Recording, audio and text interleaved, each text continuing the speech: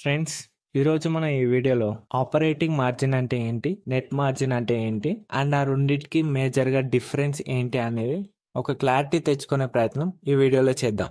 చాలా మంది numbers analysis చేసేటప్పుడు operating margin and net margin ఈ రెండింటికి డిఫరెన్స్ తెలియక కొంచెం కన్ఫ్యూజ్ అవుతూ ఉంటారు. సో మనం ఒక క్లారిటీ తెచ్చుకునే ప్రయత్నం చేద్దాం. ఫ్రెండ్స్, ఫస్ట్ ఆపరేటింగ్ మార్జిన్ ఒక ఫార్ములా చూడండి. Operating profit by revenue into 100. సింపుల్గా ఆపరేటింగ్ ప్రాఫిట్ అంటే EBIT, earning before interest and tax.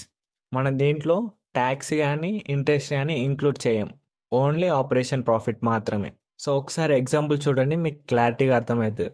రీసెంట్గా ఐటీ సెక్టర్లో టీసీఎస్ Q1 FY26 నెంబర్స్ వచ్చాయి కదా, దాని రెవెన్యూ ఆపరేషన్ ప్రాఫిట్ ఎంత అండ్ దాన్ని డివైడ్ ఇంటూ మల్టిప్లై చేస్తే ఆపరేటర్ మార్జిన్ అనేది వస్తుంది. మీరు ఒకసారి ఇమేజ్లో ఎగ్జాంపుల్ చూస్తే మీకు క్లియర్గా అర్థమవుతుంది.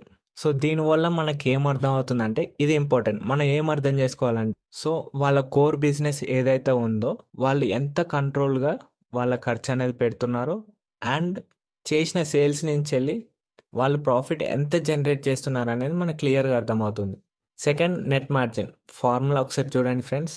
Net margin is equal to net profit by revenue into 100. So ఇందులో ఇంట్రెస్ట్ అండ్ ట్యాక్స్ యాడ్ అయినాక నెట్ ప్రాఫిట్ వస్తుంది కదా ఫ్రెండ్స్, దాన్ని మన రెవెన్యూతో డివైడ్ చేసి 100తో మల్టిప్లై చేస్తే మనకి నెట్ మార్జిన్ అనేది వస్తుంది. ఒకసారి ఎగ్జాంపుల్ చూడండి, మీకు క్లియర్గా అర్థమవుతుంది. నెట్ ప్రాఫిట్ రెవెన్యూ దాన్ని డివైడ్ ఇంటూ 100తో మల్టిప్లై చేస్తే 19.2.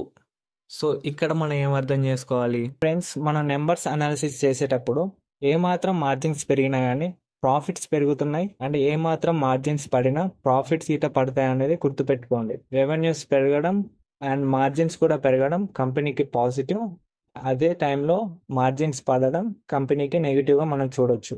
సో మీకు అర్థమైందని అనుకుంటున్నాను. సో నచ్చితే మన ఛానల్ని సబ్స్క్రైబ్ చేయండి. కమింగ్ టైమ్స్లో ఐటీ సెక్టర్ని ఎలా అనాలిసిస్ చేయాలి అనేది మన ఛానల్లో అప్లోడ్ అవుతూ ఉంటాయి. సో అప్లోడ్ చేసినప్పుడు మీకు నోటిఫికేషన్ రావాలి అంటే మన ఛానల్ని సబ్స్క్రైబ్ చేసుకొని పెట్టుకోండి. Thank you.